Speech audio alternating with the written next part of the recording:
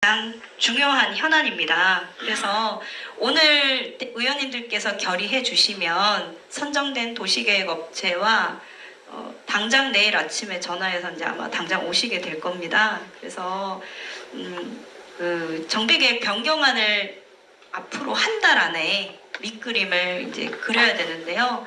이번에 뭐 입찰 과정도 그렇고 입찰 과정 때문에도 그렇고 또 조합 설립하는 그 과정도 절차를 생각보다 너무 많이 밟아야 돼서 예상보다 지금 조금 많이 늦어졌습니다. 원래는 10월 말에서 11월 초에 도시계획 설계업체를 선정하고 11월 초부터 지금 변경 업무를 들어갔어야 되는데 이런저런 절차를 밟고 또 대의원들한테 통지를 또 7일간 또 해드려야 되고 이런 부분 하다 보니 지금 벌써 11월 중순이 넘어가서 굉장히 애가 탑니다. 개인적으로.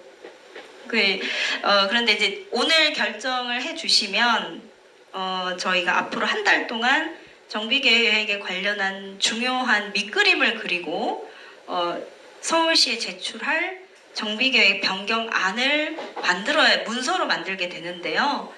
거기에 중요하게 결정해야 될 사안들이 몇 가지가 있습니다. 그러니까 대부분 2단계에서 조합원들이나 심지어 대의원님들 의견을 묻지 않고 진행이 많이 되고 있는데 특히 저희 2015년도, 16년도 현재 정비계획안이 진행될 때도 그러했었습니다. 가장 지금 앞으로 한 달 안에 진행해야 될 중요한 사안 그리고 대의원님들과 우리 조합원들께 여쭤봐야 될 것 중에 하나가 이제 첫 번째는 평형. 저희가 조합 설립 동의서 거둘 때 올해 4월에서 5월 사이에 설문조사 한번 실시를 했었습니다.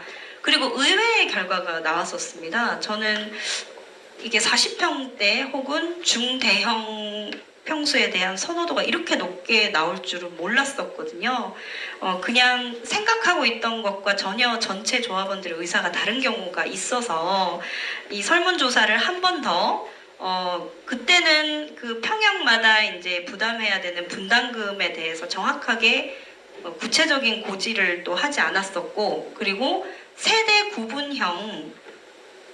구분형을 선호하시는지 여부도 없었습니다. 그러니까 저희 작은 평수는 불가능하지만 34평부터는 분양 받을 때는 그냥 통으로 받았다가 만약에 뭐 집에 부모님이 뭐 편찮으셔서 같이 살아야 된다든가 혹은 자녀가 뭐 출가했다가 뭐 이렇게 그 아이가 태어나면서 또 같이 또 들어와야 되는 경우에 현관문을 따로 달고 집을 이제 두 개의 집으로 나눌 수 있는 그 세대 구분형이 전체 세대는 불가능하고 제가 마지막으로 확인했을 때는 전체 세대 30%까지가 가능했었습니다.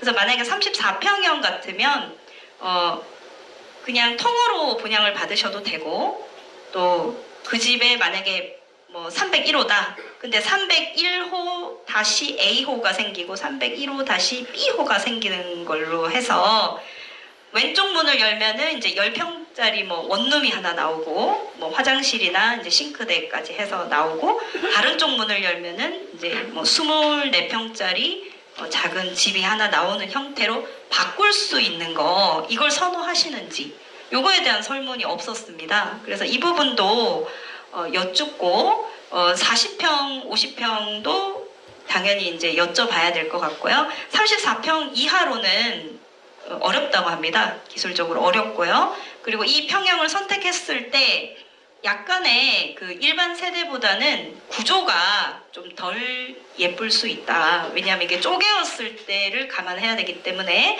그리고 약간의 손실되는 면적이 나올 수 있다. 이게 둘로 나누면서 그렇지만 지금은 내가 이렇게 우리 뭐 부모님도 건강하고 또 뭐 이렇게 자녀도 건강하고 이렇게 해서 넓은 집에 이렇게 살지만 또 어느 때에 또 같이 살아야 되는 경우 혹은 또 연로하셔서 또 이 수입이 없으셔서 뭐 한쪽을 좀 세를 좀 줘야 되겠다 뭐 이렇게 또 생각하시는 월세를 받아서 뭐 생활비를 하신다던가 이런 선택을 하실 수 있게 안 하셔도 되지만 언젠가 내가 이런 선택을 할 수 있을 때 뭐 또 매매할 때도 그것이 나중에는 추가적인 메리트가 또 될 것도 같고요. 그리고 이게 1세대지만 집이 두 채인데 세금은 1세대로 적용을 받습니다. 그래서 옆집에 내가 한쪽에는 본인이 살고 옆집에는 월세를 받지만 세금은 1주택이기 때문에 그 발생하는 세액에 대해서만 납부를 이제 하게 되는 형태거든요. 그래서 이 부분에 대해서도 그때 상세하게 여쭤보지를 못했었습니다. 그래서 지난번 올해 4월달에 진행됐던 평형 설문조사를 토대로 이번에는 좀 더 구체적으로 그 선호하는 평형과 그다음에 세대 구분형을 선호하는지 여부를 좀 더 자세히 여쭤봐야 될 것 같다라고 판단을 하고 있고요. 또 두 번째 중요한 사항은 저희 대의원님들 중에 또 한 분 의견이 있으셨는데 필로티를 적용할 것인가 혹은 적용하지 않을 것인가. 적용을 한다면 높이는 6m, 7m, 8m, 9m, 10m 무엇이 좋은가. 여기에 대한 결정을 지금 해야 되었습니다. 제가 확인을 해봤는데 건축 심의 단계가 아니라 정비계획 변경 단계에서 필로티 입구를 표시를 해야 되기 때문에 필로티 적용 여부 그리고 높이도 의견을 지금 수렴을 앞으로 한 달 안에 해야 되는 상황입니다. 이 필로티는 저희 아시겠지만 지면에서 그 입구를 이제 높이 세워서 가는데 지금 현재 건축법상에는 2층 이상의 높이를 하게 되어 있거든요. 그래서 선택권이 6m부터 10m 사이. 그리고 필로티를 높일수록 공사비는 늘어납니다. 그런데 이제 얻을 수 있는 효과는 나의 집으로 들어가는 그 입구가 대문격이 되잖아요. 엘리베이터 입구에서 엘리베이터로 통과하는 그곳의 층고가 천장이 높으면 이제 호텔 로비처럼 굉장히 화려하고 웅장한 느낌을 줄 수 있다는 거. 그리고 또 동과 동 사이 또 지나가실 때도 이게 낮은 것보다 훨씬 더 그 심미적으로 또 좋은 느낌을 줄 수 있다는 그 이점이 있고요. 단점은 아까 말씀드렸듯이 시공비가 좀 올라갈 수 있다라는 거.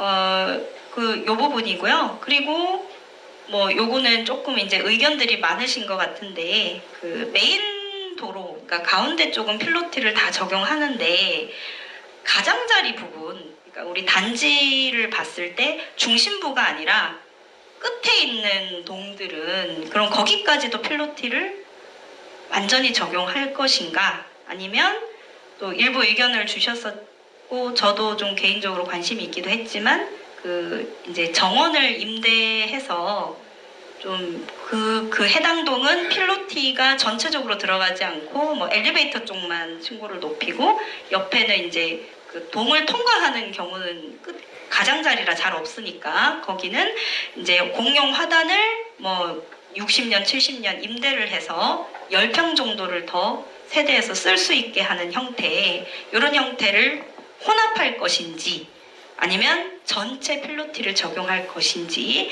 이 부분도 지금 의사결정을 해야 합니다. 이걸 사실은 전체 조합원에게 의견을 물어본 경우는 사실은 없었거든요, 잘. 그래서 다른 단지에 잘된 사례를 또 공유를 해서 의견을 이제 빨리 모아봐야 될 것 같습니다. 그러면 그 결론에 따라서 지금 도시설계업체 그리고 저희 기존 설계업체가 협의를 해서 빨리 그 정비계획안을 완성할 수 있거든요. 그래서 사실 지금 보니까 이게 1차, 2차, 3차에서 일주일 이렇게 진행하기에는 조금 시간이 많지 않을 것 같아서 한 회차에 여러 개의 질문을 또 드릴 것 같습니다. 그리고 길어져서 죄송하지만 지금 앞으로 한 달 안에 여쭤봐야 될 게 몇 가지 항목이 더 있습니다. 또 하나는 펜트하우스에 관련된 것인데요. 그 기존의 펜트하우스는 그 동의 가장 꼭대기층을 펜트하우스로 이제 고급화해서 분양을 했고, 저희 신축 때는 우리 아파트도 그런 형태로 갈 것인데, 개포 3단지에 가보시면 이제 동과 동 사이에 단독주택으로 된 펜트하우스가 있습니다. 2층짜리. 근데 그럼 저희도 가장 꼭대기층 펜트하우스와 함께 동과 동 사이에 좀 특별한 단독주택형 펜트하우스를 할 것인지, 또 지금 현재 설계상 몇 개가 가능한지, 그리고 몇 개를 우리가 뭐 할 것인지, 이런 부분. 그리고 좀 더 나아가서는 지금 개포 3단지에서 적용한 이 단독주택형 펜트하우스는 지하 주차장은 남들이랑 같이 쓰는 형태거든요. 그런데 이게 좀 다르게 시도한 사례가 있었는데, 지하도 세대 전용으로 뽑아서 그 세대 주민은 이제 본인만의 지하 공간이 생겨서 이제 외출했다가 돌아올 때 리모컨으로 자기 집 그 지하실 문이 열리고 거기에 차도 보관하고 뭐 와인도 보관하고 지하 창고를 쓰고 자기 집 전용 엘리베이터를 타고 1층, 2층 올라가는 형태의, 이렇게 만약에 저희가 조금 더 신경을 쓰게 되면 분양가가 아마 수백억에 달할 정도로 굉장히 희소 가치를 가지게 될 것 같습니다. 그 다른 사람들하고 같이 만날 수밖에 없는 공동주택인데 아무도 만나지 않고 프라이버시를 보장할 수 있는 형태의 단독주택형 뭐 펜트하우스, 이런 것도 이제 저희가 뭐 몇 개를 신설했을 때 여기서 발생하는 분양이익은 총 몇 억이고, 이걸 뭐 한 세대로 환산하면 뭐 얼마, 이런 것까지 이번에 산출이 되면 더 선택하시는 데 도움이 되실 것 같고요. 그 다음에 꼭대기층 펜트하우스 같은 경우도 기존 펜트하우스는 그냥 엘리베이터는 같이 쓰고 단지 집이 넓다, 꼭대기층에 있다, 뭐 옥상 면적을 조금 세대 전용으로 쓴다, 뭐 요 정도의 메리트가 있었는데, 최근에 시도되는 형태를 보면 그 지하 주차장에서 차를 그 펜트하우스까지 그 차량 전용 엘리베이터를 별도로 만들어서 그 차 타고 그냥 저기 뭐 49층 자기 집까지 올라가서 거실 앞에 차를 주차해 놓고 현관문 열고 뭐 들어가서 이제 유리창으로 보통 많이 하더라고요. 거실에 차를 뭐 2대 혹은 뭐 넓은 집은 4대까지 이제 보관할 수 있는 형태가 지금 시도가 되고 있습니다. 그래서 이 부분도 지금 확인 중에 있거든요. 이게 만약에 이걸 시도했을 때 차량 전용 엘리베이터 하나를 더 만들고 펜트하우스가 4개 세대가 하나를 공유할 경우에 늘어나는 그 해당 세대 분양가는 얼마인지, 그리고 이게 예상되는 분양 이익과 이것을 우리 조합원들로 나눴을 때 얼마의 이익이 생기는지, 이 펜트하우스가 굉장히 특별하고 프라이버시를 보장할수록 거기서 발생하는 분양 이익은 굉장히 이제 크게 발생을 하는데, 그 이익은 우리 조합원님들에게 돌아오거든요. 그래서 펜트하우스에 대한 좀 어떤 관심과 선택이 또 분담금을 줄일 수 있는데 기여할 수 있다고 생각합니다. 참고로 저도 그렇고 우리 조합 이사님들도 그렇고 아마 펜트하우스는 저는 못 들어갑니다. 못 들어가고 안 들어가고, 또 저희 이사님들도 제가 의사를 아직 확인해 보지는 않았지만 안 들어가실 거라고 생각합니다. 그래서 혹시나 펜트하우스를 잘 만들어서 제가 들어가려고 한다고 주장하시는 분들이 있어서 미리 말씀드립니다. 저는 계획이 없습니다. 네. 그리고 또 마지막으로 마지막으로 2가지가 더 있습니다. 커뮤니티를 이제 어느 정도 적정하게 하겠지만 중앙으로 좀 더 집중하는 것이 좋은지, 혹은 이 커뮤니티를 그냥 각 동에서 가깝게 좀 분산하는데 조금 더 가중치를 두는 것이 좋은지, 이 부분도 의견을 한번 모아봐야 될 것 같고요. 그러니까 가까운 데를 선호하는지, 혹은 조금 걷더라도 이제 그 중앙에 센터에 큰 그 커뮤니티를 원하는지, 혹은 그냥 적당히 분배를 원하시는지, 그 부분.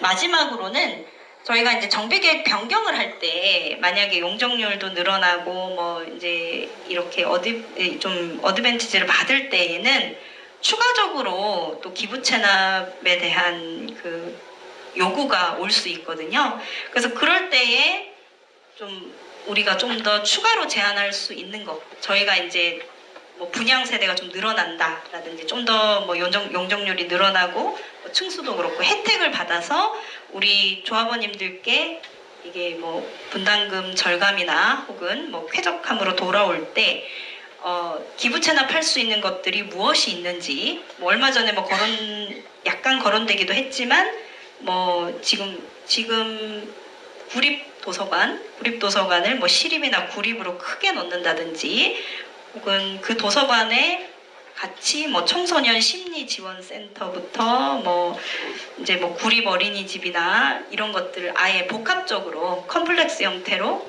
제안을 해본다라든지 뭐 이런 것들에 대해서 한번 의견을 여쭤봐야 될 것 같습니다.